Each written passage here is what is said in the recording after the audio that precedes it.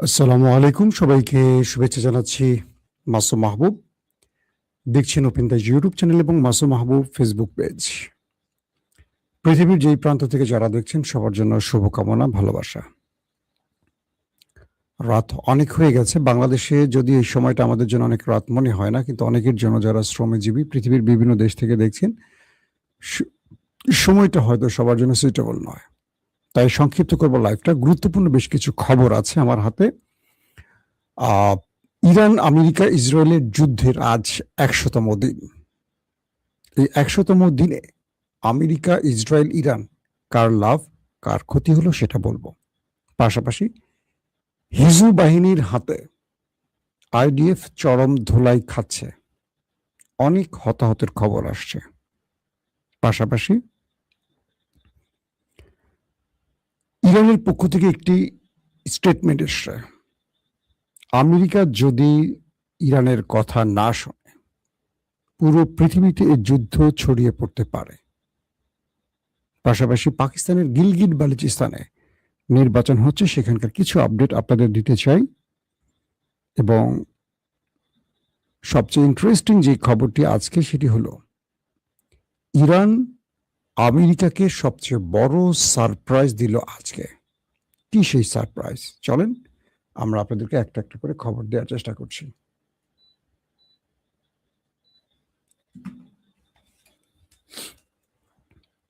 প্রিয় দর্শক, প্রথম যে খবরটি দিয়ে শুরু করতে চাই, পাকিস্তানের গিলগিট বালুচিস্তান একটি প্রদেশ, খুব রিমোট এরিয়া।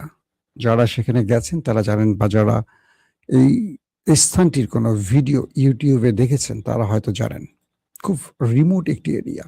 সেই অঞ্চলে এখন নির্বাচন চলছে।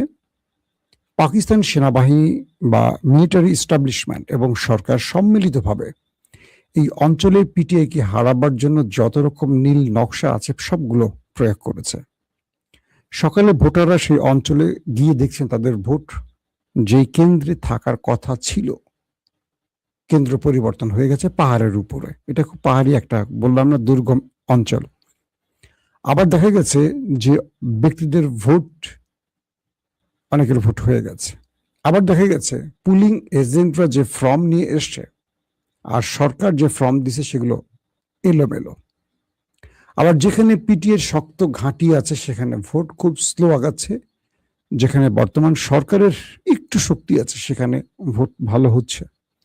এরকম নানান রকম প্রতিবন্ধকতার মধ্যে দিয়ে গিলগিট বালুচিস্তানে চলছে। আপনারা জানেন গিলগিট বালুচিস্তানে সরকার ছিল পিটিএর, আমার পছন্দের একজন ব্যক্তি খুরশিদ, তাকে এস্টাবলিশমেন্ট মাথায় বন্দুক ঠেকিয়ে এক কথায় ক্ষমতা থেকে সরিয়েছিল ইমরানকে দুর্বল করার জন্য। তার মা এবার, খুরশিদের মা এবার নির্বাচন করছে। আমরা চেষ্টা করব গিলগিট বালুচিস্তানের সর্বশেষ আপডেট আপনাদেরকে জানাবো পরবর্তী সময়ে। ২ নম্বর গুরুত্বপূর্ণ খবরটি হলো লেবানন। এবার বলা যায় লেবাননের সিংহের গর্তে বা জালে আটকা পড়েছে দখলদার বাহিনী। কি রকম? লেবাননের ভেতরে, অনেকটা ভেতরে প্রবেশ করে গেছে নেতানিয়াহু বাহিনী এবং সেখানে তারা বিভিন্ন অঞ্চল দখলে যেমন চেষ্টা করছে এবং নিরীহ মানুষের উপর অ্যাটাক করছে। এই পর্যায়ে তারা আত্মবিশ্বাসী হয়ে উঠছে যে তারা অনেক জায়গা দখল করেছে। মূলত এটি ছিল হিজবুল বাহিনীর একটি পরিকল্পিত ফাঁদ। যখন মার্কাভা ট্যাঙ্ক সহ আরো আধুনিক অস্ত্র সহ নেতানিয়াহু বাহিনী ঢুকে পড়েছে, তখন নাইম কাসেমের হিজবুল্লাহ প্রধান তার বাহিনী তাদেরকে চারদিক থেকে ঘিরে অ্যাটাক শুরু করেছে। বলা হচ্ছে যে নাইম কাসেমের একজন যোদ্ধা, হিজবুল বাহিনীর একজন যোদ্ধা, তিনি একটি দূরপাল্লার মিসাইল দিয়ে একটি ড্রোন উড়িয়ে দিয়েছেন এবং ড্রোনে থাকা মোটামুটি সবাই উড়ে গেছে। ইসরায়েল নিজে স্বীকার করছে এখন পর্যন্ত তাদের ৩ থেকে ৪ জন ওপারে চলে গেছে। পাশাপাশি আরো কয়েকটি অঞ্চলে দুই পক্ষের মধ্যে মুখোমুখি সংঘর্ষ এখন চলছে, যখন লাইভটি করছি তখনও চলছে। হিজবুল্লাহ তার শক্তিমত্তা দেখাচ্ছে এবং হিজবুল্লাহ ডেরায় পা দিয়ে দখলদার এখন নাস্তানুবুদ হচ্ছে। আইডিএফ চারদিক থেকে এখন অ্যাটাকের মুখোমুখি হয়েছে। যদিও ওই দেশটি তাদের নিহত বা হতাহতদের সংখ্যাটা সবসময় কমিয়ে বলে বা অস্বীকার করে চলে। হিজবুল্লাহর ভাষ্য মতে ওই সংখ্যাটা আরো অনেক বেশি নিহতের, যদিও ইসরায়েল 3 থেকে 4 জনকে স্বীকার করেছে। তো বলা হচ্ছে যে লেবাননে এখন দুপক্ষের মধ্যে ব্যাপক অ্যাটাক চলছে, থেমে থেমে অ্যাটাক চলছে, মুখোমুখি অ্যাটাক চলছে, মিসাইল অ্যাটাক চলছে, ড্রোন অ্যাটাক চলছে। পাশাপাশি তারা যে ট্যাঙ্ক নিয়ে ঢুকেছে সেই ট্যাঙ্কগুলোকে এখন একটার পর একটা উড়িয়ে দিচ্ছে হিজবুল্লাহ। এই পরিস্থিতি চলছে এবং হিজবুল্লাহ তাদের দেশের ভেতরেও অ্যাটাক করছে। এইভাবে চলছে দুই পক্ষের দুর্দান্ত ম্যাচ। বলা হয়েছে অনেক হতাহত হয়েছে। প্রিয় দর্শক, আমেরিকা ইসরায়েল ইরানের যুদ্ধের আজকে 100তম দিন। এই 100তম দিনই আসলে কি পেয়েছে? ট্রাম্প পেয়েছে দুঃস্বপ্ন, নেতানিয়াহু পেয়েছে ভয়ঙ্কর অর্থনৈতিক সংকট। শুধু ইরান নয়, এই দুটো দেশ অনেক বড় বিপর্যয়ের মুখে পড়েছে। বলা হচ্ছে 29 বিলিয়ন মার্কিন ডলার আমেরিকা হঠাৎ করেই ফুরিয়ে ফেলেছে, একদম আগুনে ঢেলে দিয়েছে 29 বিলিয়ন মার্কিন ডলার। এই যুদ্ধে তারা এ পর্যন্ত ট্রিলিয়ন ডলারের কাছে ক্ষতি, মানে সবকিছু মিলে ক্ষতির মুখোমুখি হয়েছে যদি পুরোটা হিসেব করা হয়। তাদের টোটাল যুদ্ধ বিমান, এয়ারক্রাফট, ড্রোন, সামরিক সদস্য, মধ্যপ্রাচ্যে তাদের বাণিজ্য, শেয়ার বাজার, সোনার দাম, তেল, সবকিছু মিলে ট্রিলিয়ন ছাড়িয়ে গেছে তাদের ক্ষতি। খুব শীঘ্রই মধ্যবর্তী নির্বাচন হবে মার্কিন যুক্তরাষ্ট্রে। বিভিন্ন জরিপে উঠে এসছে ট্রাম্পের যুদ্ধের পক্ষে দাঁড়িয়েছে 16 থেকে 22% মানুষ। মানে ট্রাম্প যে যুদ্ধটা করছেন, এখানে মার্কিন যুক্তরাষ্ট্রের 16 থেকে 22% মানুষ মনে করছেন যে ট্রাম্প এই যুদ্ধে বিজয়ী, ইরান হেরে গেছে। তাহলে 16 থেকে 22-এর বাকি থাকে কত? 100%-এর। বাকিরা মনে করছে ট্রাম্প হেরে গেছেন এবং ইরান জিতে গেছে। পাশাপাশি 80% লোক মধ্যবর্তী নির্বাচনে ট্রাম্পের বিপক্ষে দাঁড়িয়েছে। তার মানে ট্রাম্পের করুণ পরাজয় দেখতে যাচ্ছে আমেরিকাবাসী বা বিশ্ব। এটি 100 দিনের পর ট্রাম্প হিসেব করতে বসছেন বলেই এখন নিজে চিঠি লিখে পাকিস্তানকে দেন। পাকিস্তান সেই চিঠি তার স্বরাষ্ট্রমন্ত্রী মহসিন নাকভিকে দিয়ে ইরানে পাঠায়। কি ছিল সেই চিঠিতে এখনো জানিনি, আমরা জানাবো আপনাদের। পাশাপাশি বলা হচ্ছে যে ইসরায়েল তার ভয়ঙ্কর অর্থনৈতিক সংকটে পড়েছে। প্রচুর আবাসন ধ্বংস হয়েছে, স্ট্রাকচার ধ্বংস হয়েছে, সামরিক ক্ষেত্র ধ্বংস হয়েছে।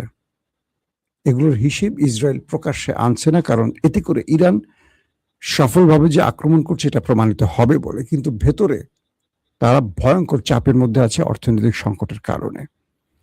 বলা হচ্ছে এই যুদ্ধে আমেরিকার পাশ থেকে অনেকটা গালফ সরে এসছে, মানে অর্থাৎ আরব রাষ্ট্র মনে করতো যে আমেরিকা তাদের বড় রকম সাপোর্ট দেবে বা তাদের নিরাপত্তা বলয়ের একজন খুব কি বলবো পারফেক্ট পার্টনার। কিন্তু এই যুদ্ধের পর গালফ বুঝে গেছে ইরানকে মোকাবেলা করতে সামর্থ্য নয় ইসরায়েল এবং আমেরিকা। পাশাপাশি আমেরিকার প্রতি এবং ইসরায়েলের প্রতি আস্থা কমে গেছে গালফ কান্ট্রির, আরব দেশগুলোর।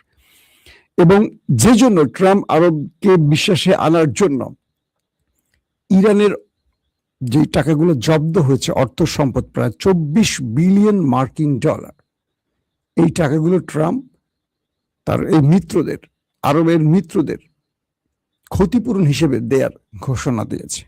আর খেপে গেছে এখন ইরান, বলছে আমাদের একটি টাকা যদি আমাদের হাতছাড়া, মানে আমাদের কি বলবো যে আমাদের এই টাকা যদি অন্য কেউ পায়, আমাদের অধিকার যেটা আমাদের ইরানের জনগণের অধিকার, ইরানের সম্পদ মানে কি ইরানের জনগণের, শুধু মিডল ইস্ট নয়, এটা ভূমধ্য সাগর থেকে শুরু করে পৃথিবীর প্রতিটি অঞ্চলে যুদ্ধ ছড়িয়ে পড়বে, যেটা আমেরিকা কন্ট্রোল করতে পারবে না।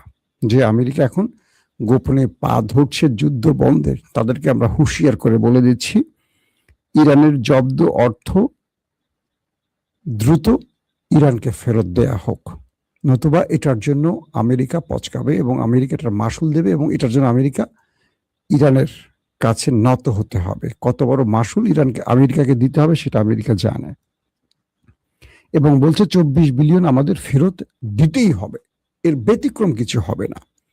মূলত আমেরিকা বুঝে গেছে যে তারা এই যুদ্ধে গালফের আস্থার বাইরে চলে গেছে এবং আমেরিকা নিজের 20 থেকে 28টি ঘাঁটি, যেগুলো মার্কিন যুক্তরাষ্ট্রের ঘাঁটি রয়েছে আরবে, সেগুলি ধ্বংস করে ফেলেছে। তো আমেরিকা কি করে ইরানের হাত থেকে আরবকে রক্ষা করবে? আরবে যদি ইরান টার্গেট করতে চাইতো, এতদিন হাজার হাজার মানুষ মেরে ফেলতে পারত। ইরান আরবকে টার্গেট করেনি, করছে আরবে থাকা মার্কিন ঘাঁটিগুলোকে, স্বার্থ সংশ্লিষ্ট কার্যালয়গুলোকে, সেনা ঘাঁটিগুলোকে, নৌ ঘাঁটিগুলোকে, এয়ার ঘাঁটিগুলোকে, বিমান ঘাঁটি আর কি। তো এই পরিস্থিতিতে আমেরিকা অনেক বড় মাসুল দিচ্ছে, এটা বোঝা গেছে। আমেরিকা তার সর্বোচ্চ প্রযুক্তি ব্যবহার করে ইরানের কাছে পরাজিত হয়েছে এবং ইরান আমেরিকার প্রযুক্তি সম্পর্কে মোটামুটি ওয়াকিবহাল হয়ে গেছে। এবং আমেরিকা এবং ইসরায়েল তার সর্বোচ্চ প্রযুক্তি ব্যবহার করে ইরানের কিছু করতে পারেনি। ইরান এমন এক দুনিয়া তৈরি করেছে মাটির নিচে, যেটি আমেরিকার জানার বাইরে ছিল, যেটা এই যুদ্ধে আমেরিকা বুঝতে পেরেছে যে ইরানের সাথে লড়াই করে পারা যাবে না। পাশাপাশি ইরান তার সবচেয়ে বড় নিউক্লিয়ার অস্ত্র ব্যবহার করেছে হরমুজ, যেটা এখন পর্যন্ত মার্কিন যুক্তরাষ্ট্র নেভাল ব্লকেট তৈরি করেও কিচ্ছু করতে পারেনি। এখনো হরমুজ প্রণালীর বাদশা হয়ে আছে ইরান।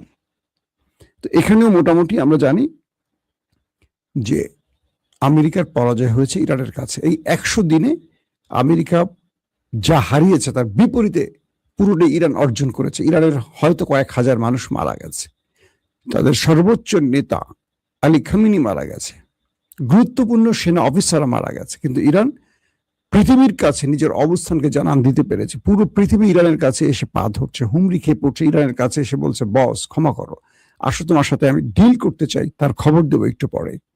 শুধু মুখে বলছি না, সেই খবরও দেবো আপনাদের। তো আমেরিকার তার যে পশ্চিমা দুনিয়া বা আমেরিকার যে মোরলগিরি, সেটা কমে গেছে। মাঝখান থেকে ইরান আঞ্চলিক পরাশক্তিতে রূপ নিয়েছে। এখানে ইরানের অবস্থাটা স্ট্রং হয়েছে, উপরে উঠছে, আর আমেরিকা নিচের দিকে নেমেছে। এটাও ইরানের অনেক বড় প্রাপ্তি। এবং পৃথিবী বুঝতে পারছে যে ইরানের মতো দেশ, যাদেরকে টোকা দিলে ইরান নড়বে না বা ইরান হারবে না। যেমন আজকে ডোনাল্ড ট্রাম্প বলেছেন একটি ইন্টারভিউতে, ইরানিরা হলেন সাহসী জাতি। তিনি প্রশংসা করে বলছে যে ইরানি হলো একটি শক্তিশালী জাতি, যদিও তাদের অনেক ক্ষতি আমরা করেছি, কিন্তু এরা হার না মানা একটা জাতি। ট্রাম্প বলছে ইরানিদের সম্পর্কে, এবং বলছেন যে আমরা ইরানের সাথে ভালো আলোচনা করছি, আগামী দিনে ভালো কিছু হবে। তার মানে ট্রাম্পের এই সুর নরম অর্থ কি, বা ট্রাম্প ইরানি জাতিকে শক্তিশালী জাতি বলছে কেন? সে বুঝতে পেরেছে এত বড় ধাক্কা দিয়েও ইরানের কিচ্ছু করতে পারেনি, অথচ অন্যান্য দেশে এটা ফু দিলেই রেজিম চেঞ্জ ঘটে যায়, কিন্তু ইরানে কিচ্ছু করতে পারেনি। আসেন ইন্টারেস্টিং খবরে। পৃথিবীর বিভিন্ন কয়েকটি গুরুত্বপূর্ণ আমেরিকার মিত্র দেশ ইরানের সাথে তারা ডিল করেছে। $2 বিলিয়ন মার্কিন ডলার, $2 বিলিয়ন মার্কিন ডলারের একটি চুক্তি ইরানের সাথে করেছে। কখন?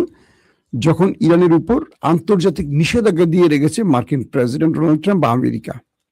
সেই সময়টিতে ইরানের সাথে বেশ কিছু দেশ ডিল করেছে। কল্পনা করেন, আমেরিকা যখন বুঝতে পারছে বা আমেরিকা যখন ইরানের কাছে পরাজিত হয়েছে, তখন এই নিষেধাজ্ঞা উপেক্ষা করে পৃথিবীর বেশ কিছু দেশ ইরানের সাথে ডিল করছে, বাণিজ্যিক ডিল। এই সারপ্রাইজটা ইরান আমেরিকাকে দিয়েছে নিষিদ্ধের মধ্যেই। তার মানে অনেক রাষ্ট্র আমেরিকার বলয় থেকে বেরিয়ে ইরানের সাথে কাজ করতে চায়। $2 বিলিয়ন মার্কিন ডলার। ইরান বলছে এটা আরো সামনে এগিয়ে যাবে। এখন ইরান কিভাবে এটা করছে? ইরান নগদ টাকায় অর্থে করছে, ইরানের অর্থে, আর করছে ক্রিপ্টোকারেন্সিতে। মার্কিন যুক্তরাষ্ট্র ইরানের এই বাণিজ্য বন্ধের জন্য তারা কয়েকবার অর্থনৈতিক সংকট তৈরির চেষ্টা করছে। তারা বহুভাবে, যাতে ইরান এই কাজটা করতে না পারে বা ইরানের এই অর্থনৈতিক সংকটের আরো বড় সুবিধা নিতে পারে, আমেরিকা যতগুলো চেষ্টা করেছে, ইরান সেখানে ভিন্ন কৌশল যোগ করেছে। তো তারা এখন ক্রিপ্টোকারেন্সিতে এই বাণিজ্যিক লেনদেনটা শুরু করেছে। পাশাপাশি ইউয়ান তো আছেই, আবার নগদ অর্থে। কোন ব্যাংকিং চ্যানেল, ধরেন এর আগে আমেরিকা ইরানের যে $24 বিলিয়ন মার্কিন ডলার আটকে দিয়েছে, জব্দ করছে, সেই সুযোগটা আবার ইরান দেবে না। এখন প্রশ্ন হলো, ইরানের সাথে যারা এই ডিলটা করছেন বা করতে যাচ্ছেন বা করেছেন বা আরো সামনে করবেন, তারা আমেরিকাকে আর ভয় পাচ্ছে না? হ্যাঁ, আমেরিকাকে ভয় পাচ্ছে না। তারা এখন ইরানের কাছে এসে সঁপে দিয়েছে নিজেকে। এই খেলাটা ইরান খেলে দিয়েছে। আজকের খবর এটা। এবং ইন্টারেস্টিং ব্যাপার হলো আরো অনেকগুলো দেশ গোপনে ইরানের সাথে যোগাযোগ করছে। তার মানে ট্রাম্প বা আমেরিকা ইরানের উপর যে নিষেধাজ্ঞা দিয়ে রেখেছিল সেই সিস্টেম ভেঙে ফেলে দিয়েছে ইরান। এখন অনেক দেশ ইরানের সাথে বাণিজ্যিক সম্পর্ক করতে যাচ্ছে, যেটাই চেয়েছিল ইরান। ইরান বলে দিয়েছে, হরমুজে আমি টোল নেবই, পৃথিবীর বিভিন্ন দেশে আমার জব্দকৃত সম্পদ ফেরত দিতেই হবে, গালফ থেকে আমেরিকাকে যেতেই হবে, লেবাননে আক্রমণ বন্ধ করতেই হবে। এরকম বিগ কিছু শর্ত জুড়ে দিয়ে ইরান বলছে যদি এর মাধ্যমে আলোচনা হয় আসো, নতুবা কোনো আলোচনা ইরান বসবে না। এরই মধ্যে আপনি আমার আজকে রাত 8টার লাইভে দেখেছেন মার্কিন প্রেসিডেন্ট গোপনে পাকিস্তানের ফিল্ড মার্শাল আসিম মনিরের কাছে চিঠি পাঠিয়েছেন। সেই চিঠিটি পাকিস্তানের স্বরাষ্ট্রমন্ত্রী মহসিন নাকবি ইরানে গিয়ে সরাসরি আব্বাস আরাকচির হাতে দিয়ে আসছেন। তার মানে আমেরিকা ইরানের কাছে নত হয়ে কিছু প্রেম পত্র লিখেছে, সেটা এখন ইরান পেয়েছে। ইরান নতুন করে কি সিদ্ধান্ত নেবে সেটা হয়তো আগামী কয়েক ঘন্টার মধ্যে আমরা পরবর্তী সংবাদে জানাতে পারবো। কিন্তু যে বিষয়টি আজকে ইরানের জন্য সবচেয়ে খুশি সেটি হলো ইরান এখন বিভিন্ন দেশের সাথে বাণিজ্যিক চুক্তি করছে এবং আমেরিকার আধিপত্য ভেঙে ইরান তার শক্তিমত্তার মাধ্যমে পৃথিবীর মন জয় করে বা বিশ্বের কাছে ইরানের গ্রহণযোগ্যতাকে অন্য জায়গায় পৌঁছে দিয়েছে। এবং ইরান বলছে আমরা আমাদের শত্রুর কাছে তেল বিক্রি করব না, কাউকে বিক্রি করতেও দেব না। ইরান বলছে যদি আমি তেল বিক্রি করতে না পারি আমি আরবকেও তেল বিক্রি করতে দেব না, দেখি কে কিভাবে তেল বিক্রি করে, একটা তেলের ঘাটিও আমি অবশিষ্ট রাখবো না, আমেরিকা পারলে ঠেকাও। এই পরিস্থিতিতে এখন কি ঘটতে যাচ্ছে আগামী কয়েক ঘন্টা আমরা দেখব। দর্শক, আজকের মতো বিদায় নিচ্ছি। প্রত্যেকে ভালো থাকবেন। আল্লাহ হাফেজ।